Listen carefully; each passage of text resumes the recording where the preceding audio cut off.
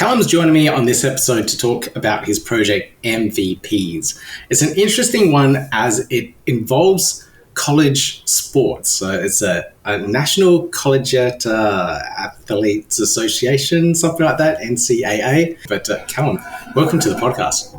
Thank you very much. Yeah, so I suppose I'll start by giving you a little bit of kind of context to what really created this opportunity.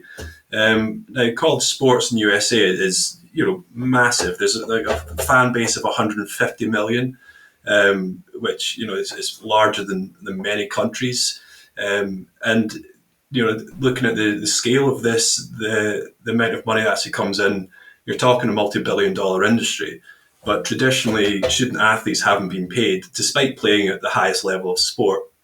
Second to kind of NFL, the elite tier. Which always kind of seems like there's a bit of an injustice there. And in 2021, the NCAA enabled or allowed student athletes to monetize their name, image, and likeness. So not the universities and colleges paying them, per se, but just giving the athletes the ability to make money from their own kind of notoriety that they've earned through their sporting career. And this has created like a massive industry overnight. So that's really where we come in. And the crossover then is we are looking to use Web3 technology to enable these student athletes to monetize their name, image, and likeness by creating different like products and services on top of that blockchain layer. It sounds pretty interesting. You said 150 million people like spectating, and how big is this market? Quite difficult to get an idea of dollar valuation because the market is so nascent, but that is how many spectators, that's how many fans there are for college sports. Now, there is obviously lapover, like some crossover with sports, so you've got people who are both football and basketball fans, for example. But yeah, it is if you take it as college sports as a whole, it is larger than any other sport in the USA. That's NFL, that's NBA, even soccer. Well, actually not soccer worldwide, but in America for sure.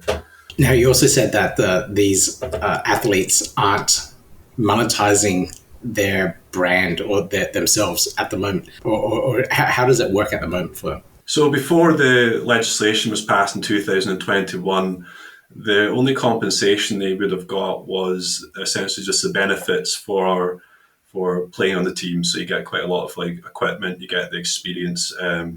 A lot of them get the tuition paid, but the argument against that was the fact that these athletes had like a much higher failure rate compared to their peers.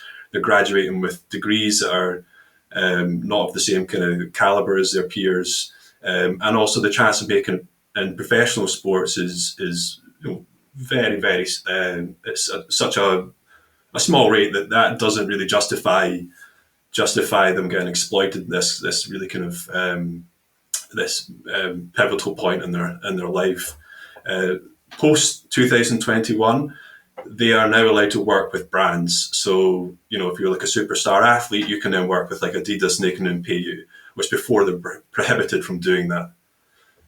What you are seeing though in the industry now is these so-called collectives, which are organizations that are not officially associated with the universities, but they are acting on behalf of universities to create essentially like a competitive labor market and try and attract the best talent to the best schools. So that's kind of the landscape which we find ourselves operating in. What we have seen is those that are benefiting most from this new legislation are the top 1%, the superstar athletes. That's not who we're interested in helping. We're interested in helping the 99%. And of course, if that 1% then want to join our platform, excellent. We're not going to turn anyone away, but our mission is really about helping the majority of student athletes who are still struggling to kind of land these big deals and make money from their sports career. So how is your platform going to help them? What's your overall product offering so they can start monetizing their name, image, and brand? So central to it all is the sports card. A sports card perfectly encapsulates their name, image, and likeness. we are actually taking a more of a hybrid approach. So it's digital when we sell it. It can be utilised in the platform in that digital state. But we don't want to turn our back on that kind of visceral connection people have to a physical card. So we're also giving the users the option of printing out a physical version too. Now, when we sell this card, that's when we share the revenues. We have like a automatic revenue share with the athletes, which then creates a financial incentive for them to really grow the user base as well. So we're kind of aligning our incentives with the student athletes there. There are other ways that we're looking to monetize the platform. For us, from a business perspective, it is really about the brand. The more athletes we get on board, the more brand equity we have, and then we can then look to kind of have different products there as well. So really become this kind of major sports brand in the space. But the other side of it is the social platform too. So if you think about, how all the different kind of professional athletes, like your likes of your Lionel Messi or Cristiano Ronaldo, they're certainly bigger than the team. The same can't be said for student athletes. So what we're looking to do is like we give the user a motive to buy these cards with the game. You have to buy it because you want to be, or you want to collect these cards because you want to succeed at this game. Then you get this card and you kind of think, well, who is this athlete? So that's when we pivot to more of the social side, and we give the users a chance to understand the personality, the actual person on the cards. We're boosting the brand of the athlete as well. Very cool. That all makes perfect sense. Now, what's your approach to market here? How are you getting this into the hands of the fans and stuff? And then also, how are you onboarding athletes and getting them on board with the platform? Yeah, so I suppose I will start with the athletes, because there's a bit of a kind of cyclical network effect here. Now, the athletes, we've been using a company called Open Doors to get most of the athletes. Now, on Open Doors, we are, as of today, we're on 994 applicants. We're only planning to launch with 30, so like we really blew our expectations there in terms of how much interest we got. And that's not all the applicants. We have had some people applying from different means as well, such as just via our website. So we've already kind of taken that first step. Then getting the customers on board, we're incentivizing the athletes to leverage their social media platforms to bring their fans on board as well. And of course, the more fans there are, the more money there is, the more attractive it is to athletes. The more athletes there are, the more fans come on board, kind of thing. So that's where we kind of generate that cyclical network effect. But of course, the first step was always getting those athletes on board, which we've done really well achieving that. We are looking to take more of a kind of guerrilla approach to marketing as well. So, I'd love to get kind of boots on the ground. The great thing about sports is it's really easy to identify your market. They turn up to the same place every single week. They wear the same clothes, and they're physically cornered in a stadium, which is, you can go to all the popular sports bars, you can go to the actual stadiums themselves, do like tailgate parties. We're going to have like a real physical presence on the ground and recruit from that student base as well to help people with our marketing. Good approach, using the athletes to push and market the platform, the cards they sell, they bring on fans, so on and so forth. Is there going to be a secondary market where the fans can trade the digital versions of the cards? Yeah, so really kind of central to our game. Now, I use the term gamification, but it's quite an overused term. So what we're building is a game similar to like So Rare. So it's very much like a strategy game where we put the user in the role of like a coach, and they have to build out a team. And of course, a big part of that is these transfers. So what we want to do is try and encourage a high volume of transactions there. And of course, there's a royalty. Every time something's transacted, then goes to the athlete as well. So secondary market is something we really want to push. Now, we're going to have a secondary market on our platform, but being true to the kind of the Web3 cause, we also want people to then be able to take it off platform and transact it, which is, really the main reason we're building on Cardano, apart from the reason it's, a chain that I really like, but it's also the fact that we're actually able to impose royalties, and there is like this kind of consensus among the NFT community that that's the right approach to go. Are you raising money to do all this design and development of it? Like, how are you funding yourselves? So it's quite a kind of journey. Now, I started this project probably 2 years ago, at which point I was thinking of going the ISPO route. That quickly changed with the downfall of the market, then decided to go the VC route. That quickly changed with the collapse of Silicon Valley Bank. So then we decided to really refine our MVP and just bootstrap it. Now, we've done surprisingly well. So we're at the point now where we believe that we can fund it with our revenue as well. Our projections are looking that promising that we believe that we should be able to, launch the MVP and then even start developing the version one. Of course, we will be looking for kind of investment to accelerate that. But it's really nice being in a position in which you are able to sustain your product kind of organically through reinvesting your own revenue. So you also have a whitelisting or NFT sale on at the moment. What's the details behind that, and when does that all start? Yeah, so I mean, the way we're looking to roll out the project is going to be quite gradual. Of course, our market is going to be predominantly Web2 based, so people who are used to paying in fiat currency.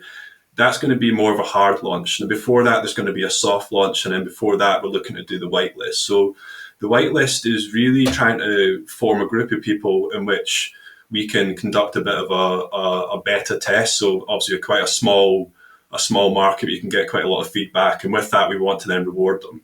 Now, as I said, like our platform is quite extensive in the kind of range of features and products that we're going to offer. So what we're going to do is give them a kind of loyalty status where they will be kind of first point of call every time we look to like roll out a new feature or a new product as well. So we're going to have like different kind of tiers of membership, and people who partake in our whitelist, they will kind of be that top tier as well.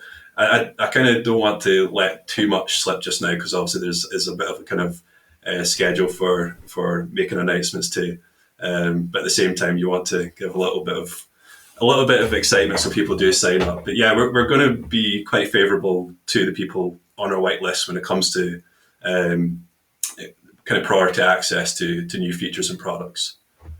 Now, I have to ask, this market's all in the United States, and your accent doesn't quite sound North American. So I have to ask, how did you get involved in this market?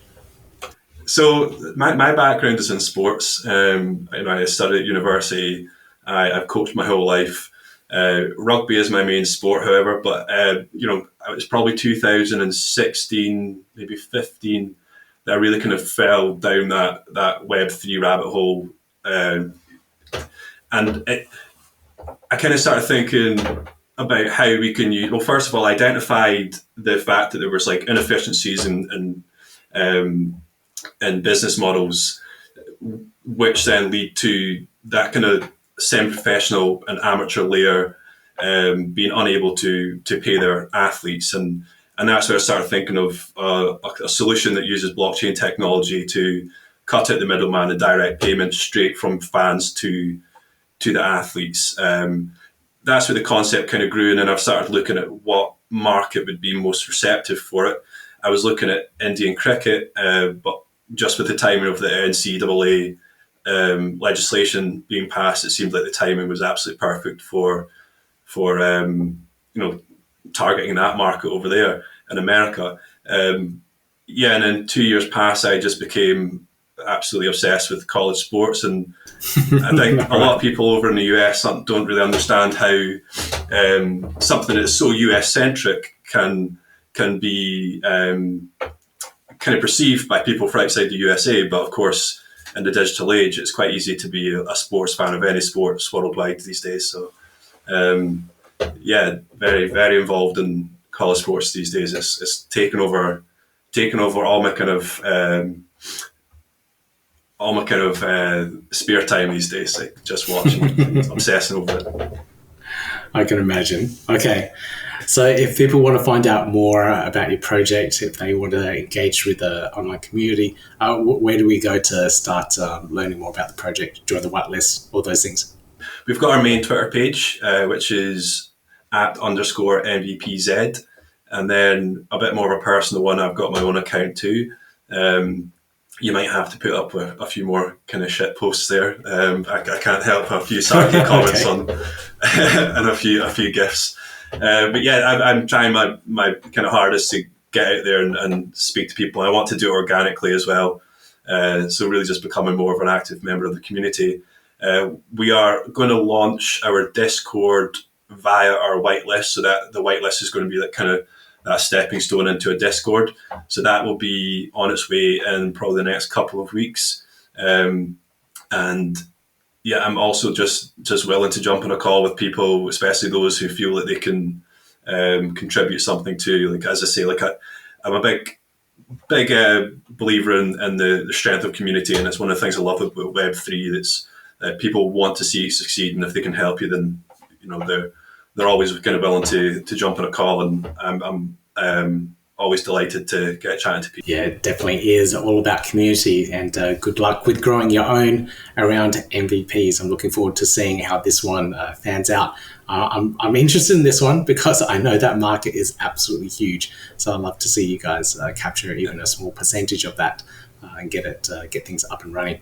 A few aces up our sleeve as well, which should be announcing in the next few weeks, which should excite a lot of people in the market. All right. I'll keep my eyes out for it. Callum, thank you so much for joining me on the podcast. It's been a pleasure talking to you and learning more about MVPs. Thank you very much, Peter. It's been great chatting.